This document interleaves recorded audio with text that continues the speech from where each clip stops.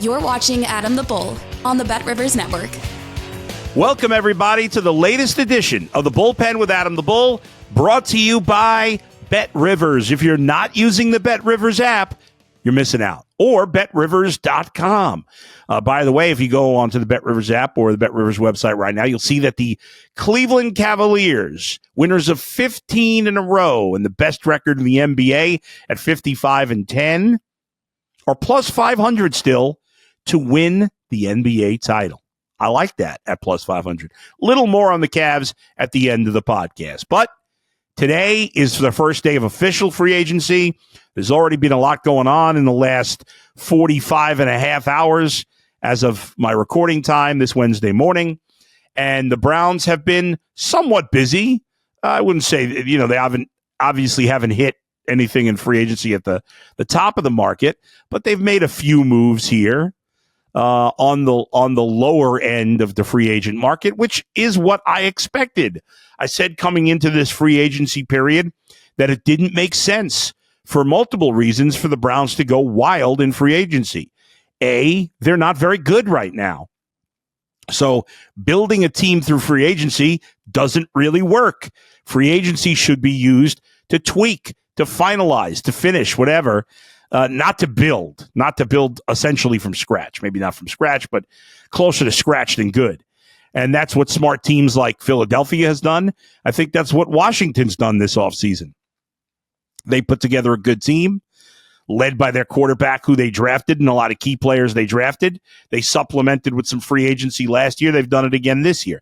That makes sense, especially in an NFC that is much more wide open and much less competitive than the AFC. But for the Browns, that doesn't make sense. And obviously, the other reason is they don't have a ton of cap space. Now, when you're willing to spend like Jimmy Haslam, there's always an ability to add more cap space by pushing contracts down the line. We've seen them do that with Deshaun Watson. He'll be on the Browns cap at some degree or another through 2030. With the Myles Garrett extension, with the cutting of Dalvin Tomlinson, which we talked about on Monday's podcast, that's going to add more cap space. There's still other things they could do, restructures. They could move on from Greg Newsome and some other things that could create more cap space. But no matter how you slice it, the Browns were not going likely, and it didn't make sense for them to play at the top of the free agent market, which frankly, a lot of guys, in my opinion, are getting way overpaid. And those contracts will end up looking bad. And, again, not to kill my guy Ian Rappaport or Adam Schefter, but those guys keep talking about, this team made another ad, more depth here, more this, more that. And a year or two from now, those same guys will be getting cut for because their contracts look bad for other guys that these guys are going to tell us are big hole fills and stuff like that. So it didn't make sense. So what have the Browns done? Well, obviously, on Sunday, we did a breaking news podcast with the Myles Garrett new contract. On Monday, we talked about the Kenny Pickett trade. And we talked about Dalvin Tomlinson being cut. Before I move on to what the Browns have done since I was last on the podcast, 36 or so hours ago, let me say a big thank you, because just this morning, and I guess it could have been late last night, but when I looked last night, mid-evening, and then I looked again this morning, but for the first time this morning, this podcast, at least on YouTube. I started this podcast in March of 23. So we've been going on for just over 2 years, 2 years and a couple of weeks. But we started putting the podcast on YouTube in August of 2023. So it's been a year and a half, roughly, that we've been doing this podcast. And this morning, we just crossed over 1 million views since the podcast started on YouTube in August of 2023. And that felt good. But obviously, it's because you folks that watch and listen trust me, enjoy what I have to say, enjoy making fun of me, enjoy getting mad at me. But it's a lot of love, and I appreciate the support. I appreciate all the guys that work on the show, Max and Z, who are with me most of the time in the last, year. I guess, and certainly Monzo and Alex, who fills in for sometimes, and other guys too. But I appreciate all the guys that work hard to do the graphics and get the live streams up. And also good having Dustin back in the mix once a week. And we may increase that here down the line.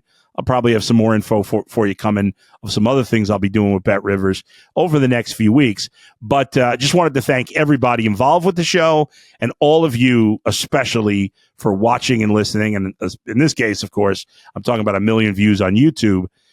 So I thank you all for whether you've watched one or I think I have 310 videos that I've put out in the year and a half, little over a year and a half that I've been doing on YouTube. So, so I really appreciate it. And I thank you all. And I just wanted to say that. Now, let's move on to this latest podcast and continue with this latest podcast. So the Browns have made 3 moves between the last time I was with you on Monday at Bet Rivers and this morning.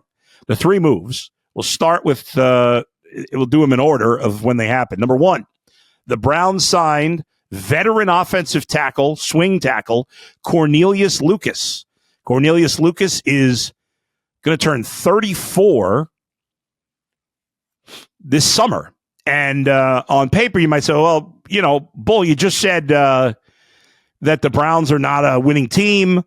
Why is it a good move to sign a 34-year-old or about to be 34-year-old offensive lineman? I'll tell you why. Just because I think the Browns are going to be bad, number one, that doesn't mean for sure they're going to be bad. But listen, on paper, the Browns are, it feels like, unless something dramatically changes at quarterback that we're not expecting, best case scenario is middling. But you do want to bring in players. You don't want to go with all young players and all draft picks. I've said consistently for the last month that the Browns, if they're going to turn this around, it has to happen in the draft. And that is absolutely true. The Browns are void of talent under the age of 27. They have very few good players under the age of 27. So if they're going to build this team into a winner, we hope, they're going to do it with the draft. But that doesn't mean you don't supplement at times, even before you're ready to win. I think when you're ready to win, you supplement with the higher end of the free agency pool, the trade pool. When you're not quite ready, maybe on the lower end, some smart moves, some veterans that could have experience on a team, give you depth due to injuries, raise your floor. The top free agents may raise your ceiling. Guys like Cornelius Lucas raise your floor. They signed him to a 2-year, $10 million deal. He replaces James Hudson, who had been the Browns swing tackle. He signed, I can't remember where he signed, but he signed for 2 years, $12 million. Cornelius Lucas has been a better player than James Hudson. He's older, and that's why Hudson gets a little more money. But this is a guy who, honestly, before the Browns signed him Monday night, I had never even heard of him, even though he'd been in the league. I believe this is going to be his 12th season in the league. The Browns are hoping that DeJuan Jones can become their left tackle. DeJuan Jones is an extremely high-ceiling player. Unfortunately, he's, due to his weight and other things, he's dealing with a lot of injuries. He's already had 3 or 4, at least somewhat significant injuries in his 2 years in the NFL. But, and then Jack Conklin at right tackle, obviously he's dealt with his share of injuries as well. So that's why you bring in Cornelius Lucas. Now, I still expect the Browns to address the offensive line, tackle, maybe center at some point in the draft. And I don't know if they're going to bank on DeJuan Jones being their left tackle of the future. It's just too many red flags with him, but there is a lot of talent, so it's a tough call on the Browns' part. But this guy's been a solid player. Right? I mean, he's been a solid player throughout the league. He's never gone into a season really as the starter, but he hasn't missed any time. He started a number of games. He's been, unlike DeJuan Jones and Jack Conklin, even at 30, soon to be 34, Cornelius Lucas, who was most recently with Washington, has been a rock. He's been healthy, and that's what you need for your swing tackle. He's played and started at both left and right tackle. So again, minimal money, role player, bench player, like the move for the Browns. It's a solid pickup. Again, it's not moving the needle, but You could waste $10 million on useless players. I think Cornelius Lucas has value as a third tackle for the Browns at that price. It's a good move. Next move that the Browns made yesterday, early yesterday, the Browns signed a younger veteran linebacker, Joe Tryon Shoyinka. Now, here's the thing. His last name's a little tricky to pronounce. It's spelled like it should be Shoyinka. The pronunciation apparently is Shoyinka. So I think we just need to start calling him JTS. I'm going to push this on the podcast. I'm going to push this on UCSS. JTS. Hopefully he could be a good pass rusher. He's from Washington. He's about to he'll turn 30, not 30. He'll turn 26 at the end of next month, April 30th. So this guy is a guy who's in the prime of his career. He was the 32nd overall pick, last pick of the first round by the Buccaneers in the 2021 draft. He has started a number of games. He's been very healthy. He's played in 66 of a possible 68 games in his 4 years in the league. He started 45 of those games. He has forced 2 fumbles, and he has 15 sacks. Did have a career low 2 last year, career high 5 in 2023. Again, this is a guy I had not really heard of before last year. It's a small move. Again, not big money. There seems to be some potential. He's 6'5", 260. He's a pass rushing outside linebacker. We know that the Browns have some issues at linebacker with, the situation with JOK, not knowing when he's going to be back. So this seems like a good low-cost move as well. Again, a guy who could really turn into something. It's going to come down to something we've been critical of the Browns for. One is their ability to draft. That has nothing to do with JTS, but their ability to develop. Can they develop him? There's definitely some potential in this player. Can the Browns get the most out of him? We shall see. Had 24 total tackles last year, 21 tackles for a loss in his career. So he has some pass rushing ability. There's no doubt about it. And we know that the Browns have not had much pass rushing ability outside of Myles Garrett. He'll probably be slotted as their third or fourth pass rusher. We'll see how much he plays. But nice, again, low-cost signing. And speaking of linebacker, the Browns' third move that they made yesterday was to re-sign a player that they did, get some action from last year. Devin Bush re-signs on a 1-year deal. Bush not only started 10 games with the injury to JOK, but also was a key special teams guy. He played over a third of the Browns' special teams snaps. So he helps them not only on defense, but special teams. Obviously, the guy's had a lot of injuries and ineffectiveness in his career, but he was a solid contributor for the Browns, and again, a solid contributor. So nobody's going to go nuts. Do JTS, Cornelius Lucas, and Devin Bush change the Browns' projected win total for me? No, not at all. If I thought they'd win 5, I'd still think they'd win 5. But I think it's 3 smart, low-cost moves that I got no beef with any of them. So I think it's been a solid week, and we'll see what the Browns continue to do. Obviously, the Kenny Pickett trade, we already talked about that, and Myles Garrett. Now, when we talked about the Kenny Pickett trade on Monday, talked about the fact that not only is that a non-factor in terms of what the Browns might do in a draft, also thought it would be a non-factor in terms of what the Browns might still do in free agency at quarterback. Zach Jackson of The Athletic recently said, both in his column and then followed it up in an interview, and Zach's also a contributor at UCSS. He was on with Ken and Lima on The Fan, my former radio station, and he said that he believes that there's a good chance. In fact, I'll read you the exact quote. It feels like, this is again from Zach Jackson, this is what he wrote in his column for The Athletic. It feels like the Browns will wait on Kirk Cousins as their likely 2025 opening day starter and draft a quarterback in April.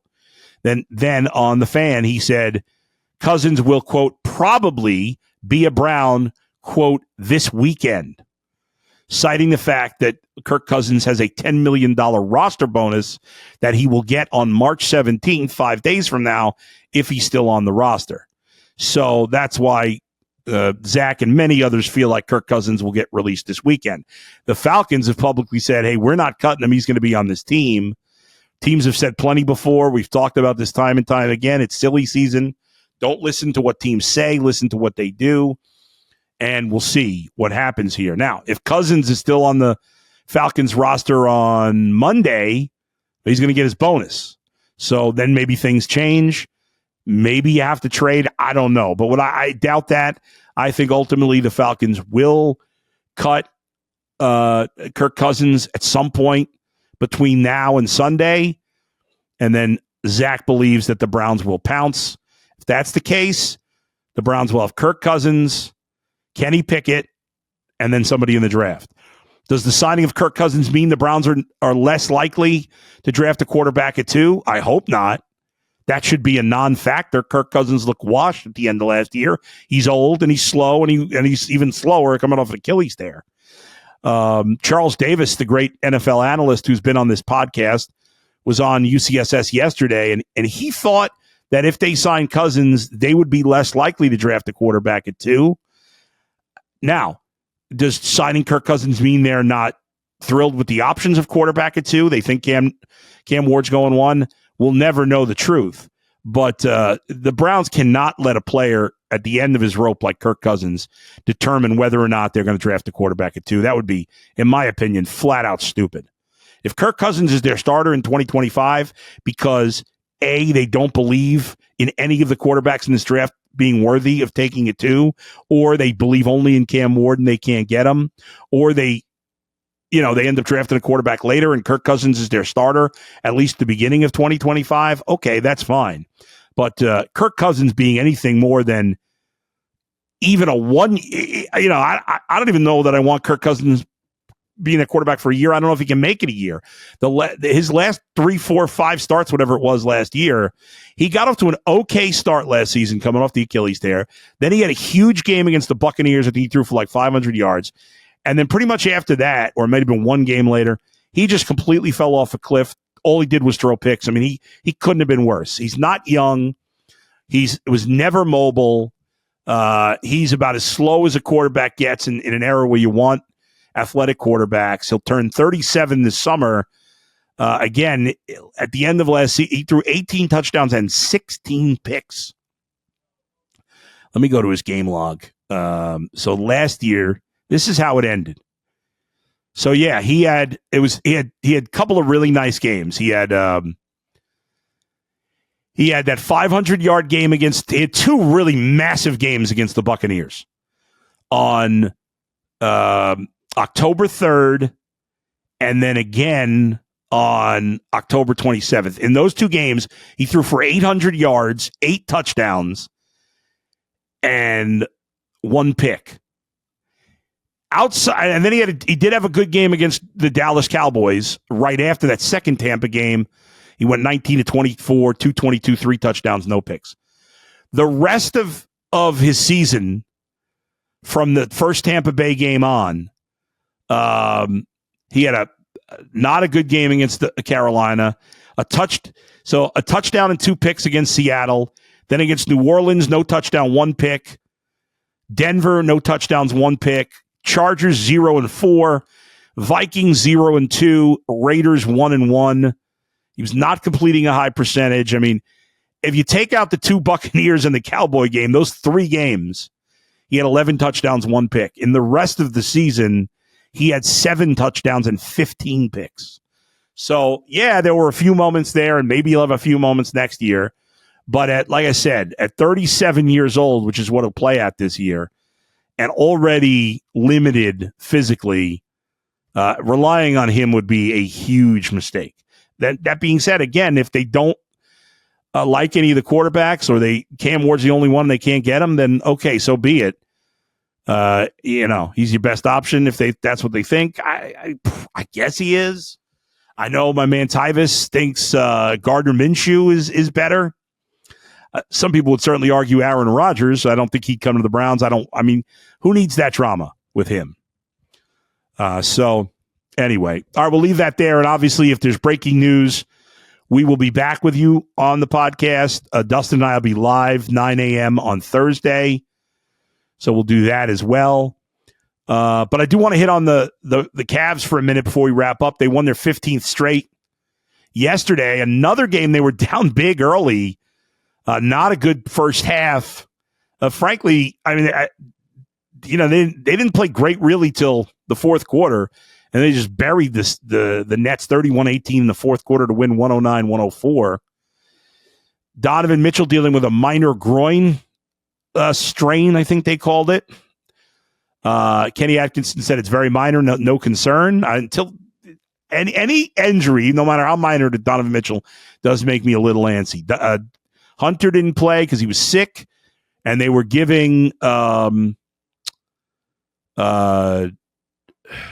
am I forgetting? They were giving a day off to. I'm just having Ty Jerome. That's right. Ty Jerome. That's right. I knew there was somebody getting a day off. Okay, now they stumbled and bumbled through that. So without those three guys, Darius Garland, who has not been shooting particularly well, especially from three, had a monster fourth quarter. 30 points. He was very effective inside the three-point line. In fact, inside the three-point line, he was 8 for 13. The Cavs shot it very well from inside the three-point line. They were poor behind the three-point line. In fact, Donovan Mitchell and Darius Garland, as my man Anthony Lima pointed out, have been, for a while now, have not been shooting well from three.